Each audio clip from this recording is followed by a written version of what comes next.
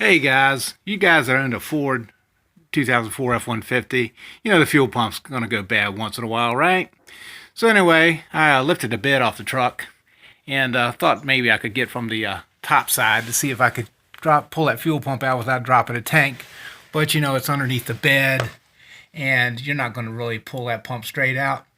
So anyway, I went to plan two, which of course is actually jacking the truck up down here, or not jacking the truck up, but jacking the tank up, a little bit, so that you can lower that fuel tank down. So my plan is, instead of pulling out the fuel tank from all the way underneath the truck, I'm just going to lower it down enough to be able to drop it down to where I can just pull the pump out from the top side up here.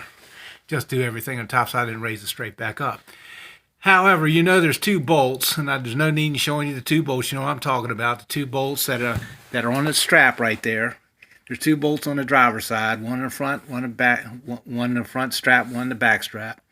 But in Ford's infinite wisdom, and I'm going to try to get a shot of it for you, in the truck, in the rail, if I can get the light on it again. I had the light on perfect a few minutes ago.